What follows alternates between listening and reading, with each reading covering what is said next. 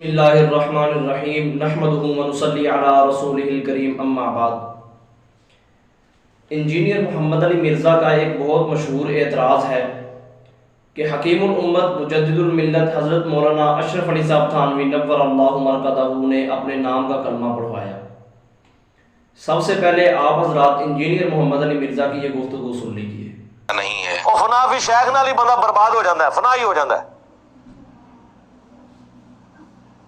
اسی لیے پڑھتے ہیں نا چشتی رسول اللہ اور اشرف علی رسول اللہ۔ ناظرین، آپ نے انجینئر محمد علی مرزا کی وہ گفتگو سنی۔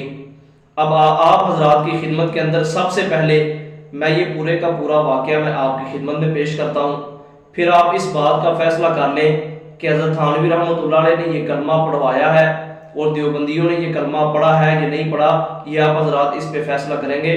مکمل طور پر آپ حضرات تمام گفتگو سنیں اور پھر آپ حق کو پہچاننے کے حق بات کیا ہے۔ حضرت تھانوی رحمۃ اللہ تعالیٰ علیہ کو ان کے مرید نے ایک خط لکھا۔ اب یہ خط چھپا ہے الامداد رسالہ تھانہ بمن سے، جو حضرت تھانوی رحمۃ اللہ علیہ کا علاقہ ہے۔ تو الامداد رسالہ جو ہے وہ چھپتا تھا وہاں، اس کی جلد نمبر 3 شمارہ نمبر 8، جلد نمبر 3 شمارہ نمبر 8، اس کے اندر یہ حضرت تھانوی رحمۃ اللہ علیہ کو خط لکھا۔ تو حضرت تھانوی رحمۃ اللہ تعالیٰ علیہ نے صفحہ 35 پہ یہ خط لکھا ہے اور حضرت تھانوی رحمۃ اللہ علیہ نے اس کا جواب دیا۔ خط کیا ہے؟ وہ مرید کہتے ہیں کہ میں اس بات پہ پریشان تھا کہ میں کس پہ بیعت ہو جاؤں، کس آدمی کے ہاتھ پہ بیعت ہو جاؤں، کس شیخ کے ہاتھ پہ بیعت ہو جاؤں تاکہ میں اپنی اصلاح کرواؤں۔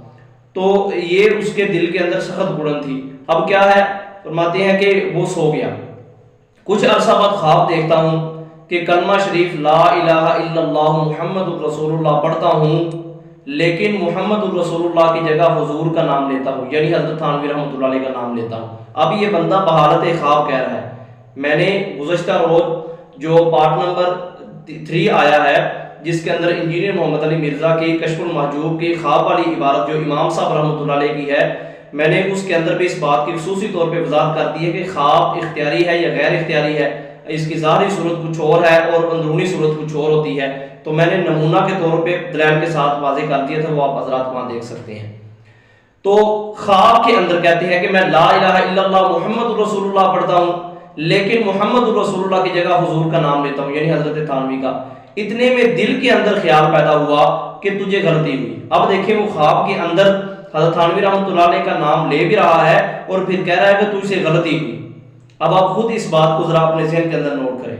اگر کلمہ شریف کے پڑھنے میں اس کو صحیح پڑھنا چاہیے، اس خیال سے دوبارہ کلمہ شریف پڑھتا ہوں، مطلب یہ ہے کہ اب اس کے دل میں ہے میں پہلے غلط پڑھ رہا ہوں۔ اب یہ بات کہنا کہ اپنے نام کا کلمہ پڑھوایا ہے یہ غلط ہے، بہتان اور الزام ہے اور تم نے پڑھا ہے۔ اب دیکھیں، وہ خود کہہ رہے ہیں کہ میں دل میں ہے کہ میں غلط پڑھ رہا ہوں۔ تو دل پر تو یہ ہے کہ صحیح پڑھا جاوے، پتہ ہے میں غلط پڑھ رہا ہوں، لیکن زبان سے بے ساختہ بجائے رسول اللہ صلی اللہ علیہ وسلم کے نام کے اشرف علی نکل جاتا ہے، بے ساختہ، غیر اختیاری عمل ہے۔ تو اللہ رب العزت فرماتے ہیں لا یکلف اللہ نفسا الا وسعها۔ اللہ رب العزت نے انسان کو مکلف ہی نہیں بنایا اس چیز کا کہ جس کی اس کے اندر ہمت، طاقت، وسعت ہی نہیں ہے۔ آپ دیکھ سکتے ہیں، حالانکہ مجھ کو اس بات کا علم ہے، وہ مرید کہہ رہے ہیں کہ اس طرح درست نہیں، لیکن بے اختیار زبان سے یہی کلمہ نکلتا ہے۔ 2-3 بار جب یہی صورت ہوئی تو حضور کو اپنے سامنے دیکھتا ہوں، یعنی حضرت تھانوی رحمۃ اللہ علیہ کی تصویر اپنے سامنے دیکھتا ہوں۔ اب دیکھیں اس کے دل کے اندر منشا کیا ہے کہ میں کسی ایسے شخص کے ہاتھ میں بیعت کروں کہ جس سے میرا اصلاحی تعلق قائم ہو جائے اور میری اصلاح ہو جائے۔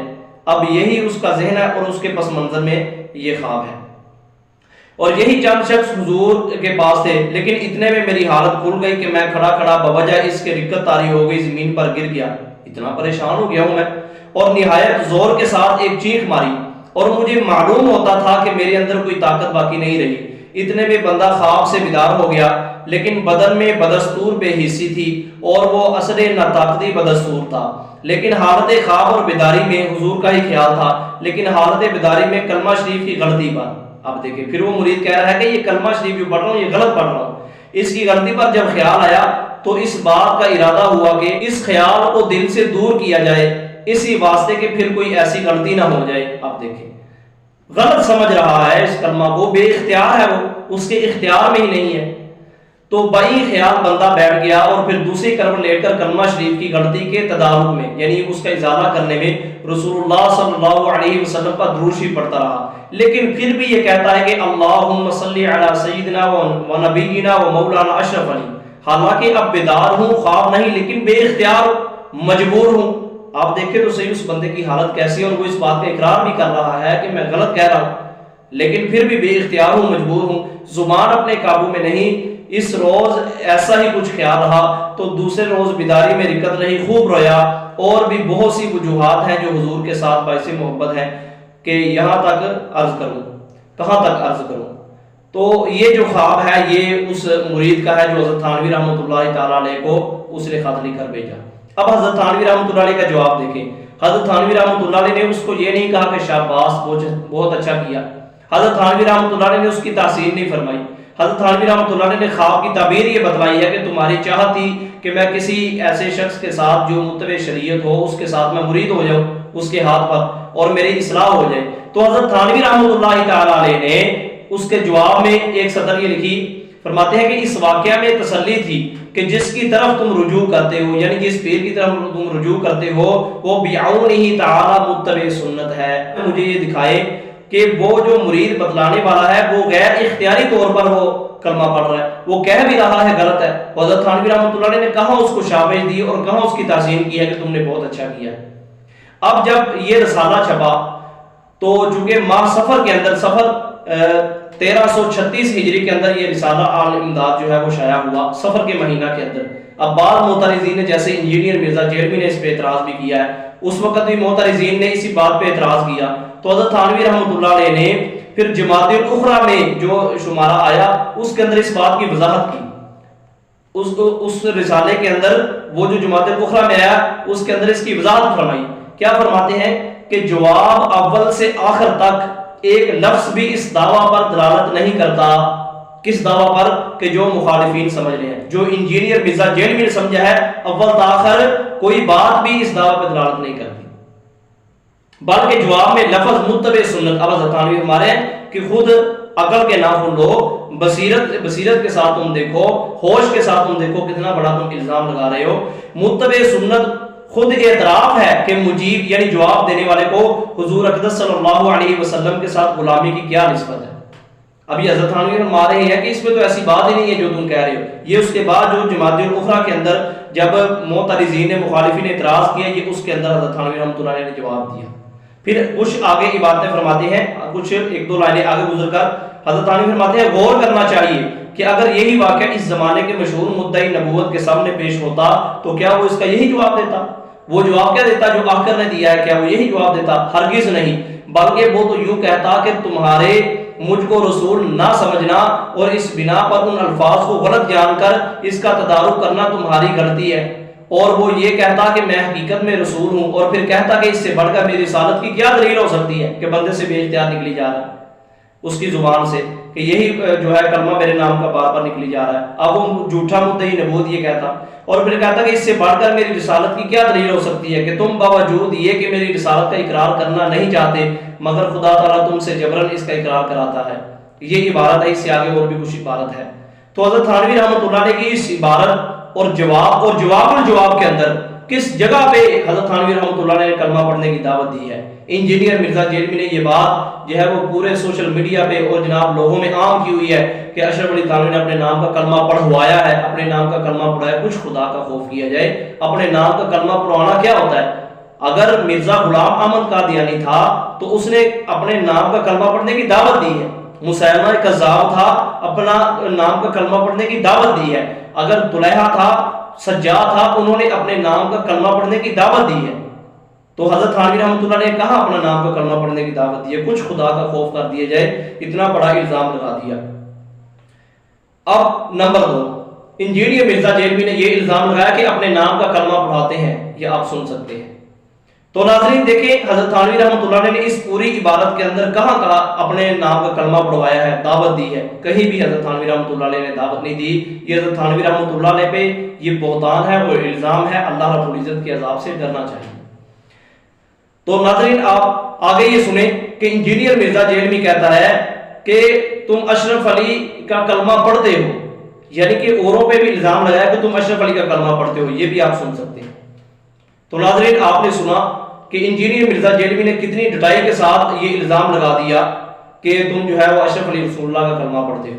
اب آگے انجینئر مرزا جیلوی کہتا ہے کسی کے بارے میں رائے قائم کرنے کے مطابق، کہتا ہے کہ ہم پوری گفتگو سن کر کسی کے بارے میں رائے قائم کرنی چاہیے اور یہی ہماری تربیت ہے، اور اپنے اسٹوڈنٹس کی بات کی ہے، وہ ادھر ادھر کی باتیں کی، وہ بھی آپ سن سکتے ہیں۔ تو ناظرین یہ مکمل بات انجینئر مرزا جیلوی اگر پڑھ لیتا تو اس کا جو حضرت تھانوی رحمۃ اللہ علیہ کے بارے میں غلط نظریہ ہے وہ بھی ٹھیک ہو جاتا۔ صرف ایک ہی بات زبان پہ رکھی ہوئی ہے فلاں تو شیخ کوئی نہیں، فلاں یہ ہے، ادھر بات کو پورا پڑھو، اپنی تحقیق مکمل کرو، پھر رائے قائم کرو۔ اس نے حضرت تھانوی رحمۃ اللہ علیہ کا الامداد رسالے میں جو یہ جواب شائع ہوا تھا صفحہ کے اندر، اس کو تو پڑھا ہے، وہ بھی سامنے پیش کر دیا، لیکن جو جماعت الاخرى کے اندر حضرت تھانوی رحمۃ اللہ علیہ کا جواب آیا وہ لوگوں کے سامنے پیش نہیں کیا، اور پھر یہ بھی نہیں اس نے واضح طور پر بتایا کہ بے اختیار جو ہے وہ اپنی زبان سے کہہ رہا ہے، اور پھر یہ بھی نہیں بتایا کہ حضرت تھانوی رحمۃ اللہ علیہ نے اپنے نام کا کلمہ پڑھوایا نہیں ہے بلکہ الٹا اس کام کی تردید کی ہے۔ یہ ساری بات انجینئر محمد علی مرزا نے اپنی گفتگو کے اندر نہیں بتائی، اگر بتاتا تو اس کا مقصد سارا ختم ہو جاتا، اس کا مقصد ضائع ہو جاتا جو وہ لوگوں کے دلوں کے اندر بٹھانا چاہ رہا ہے۔ اب آگے آپ ناظرین دیکھیں گے کہ انجینئر مرزا کی ویب سائٹ ہے ahlsunnatpark.com، اس پہ اس نے ایک حاشیہ دیا ہوا ہے گستاخانہ عبارات، ایک اس نے ٹائٹل سا لگایا ہوا ہے، تو اس کے بالکل جب اس کو کھولے تو بالکل اس نے لکھا ہے کہ رسالہ الامداد اشرف علی تھانوی دعوی نبوت لا حول ولا قوت الا باللہ۔ اب جو سامنے والا دیکھنے والا کہتا ہے الامداد رسالے میں اشرف علی تھانوی نے نبوت کا دعویٰ کیا ہوا ہے، یہ کتنا بڑا حضرت تھانوی رحمۃ اللہ علیہ پہ جھوٹ جو ہے وہ انجینئر مرزا جیلوی بول رہا ہے اور لوگوں کو سکھا رہا ہے، اور لوگ بھی کہہ رہے ہیں جی جناب واہ واہ کہ یہ بزرگوں نے جو اپنے نام کے کلمے پڑھائے ہیں، کچھ خدا کا خوف کرو، جب تم جیسا گیا گزرا آدمی اپنے نام کا کلمہ نہیں پڑھاتا، وہ اس پہ اتنا غلط کہہ رہا ہے، تو وہ تو اللہ کے ولی تھے، وہ تو تم سے زیادہ اور تم سے تو کہیں کوسوں دور زیادہ وہ علم کو سمجھنے والے تھے، انہوں نے باقاعدہ ساری زندگیاں اس کام میں علوم دینیہ کو حاصل کرنے پڑھنے پڑھانے میں صرف کی ہے، تو وہ کیسے اس طرح کی بات کر سکتے ہیں؟ تو اس لیے سب سے پہلا انجینئر کا دعویٰ کہ کلمہ پڑھوایا یہ بھی غلط ہے، ساری عبارت آپ سن سکتے ہیں۔ فنا فی شیخ نال ہی بندہ برباد ہو جاتا ہے، فنا ہی ہو جاتا ہے۔ اسی لیے پڑھتے ہیں نا چشتی رسول اللہ اور اشرف علی رسول اللہ۔ پھر کلمہ پڑھتے رہے، یہ دعویٰ بھی اس کا غلط ہے، آپ ساری بات وہاں جا کر سن سکتے ہیں۔ اور پھر اس نے کہا کہ جناب کلمہ پڑھاتے بھی رہے، اور پھر اس کے بعد اس نے کہا کہ جب رائے قائم کرنی ہے تو رائے قائم کرتے وقت پوری گفتگو سنیں، فائنل رائے قائم کرے کسی کے بارے میں، اس کی پوری گفتگو سن لے، یہی وجہ ہے ہماری یہ تربیت کا اثر۔ وہ انجینئر محمد علی مرزا نے پوری گفتگو نہ سنی ہے نہ پڑھی ہے، اور خود ہی طرف سے الزام لگا دیا۔ پھر جو اس نے اپنی ویب سائٹ پر جو غلط ٹائٹل دیا الامان والحفیظ، اللہ رب العزت اس کو سمجھ عطا فرمائے۔ آپ انتہائی منصف مزاج ہو کر یہ بات ساری کی ساری گفتگو آپ نے سنیں اور اس گفتگو کو سمجھنے کی کوشش کریں۔ اللہ رب العزت حق بات سمجھنے کی توفیق عطا فرمائے۔ وآخر دعوانا ان الحمدللہ رب العالمین۔ تبارك الذي نزل الفرقان على عبده ليكون للعالمين نذيرا۔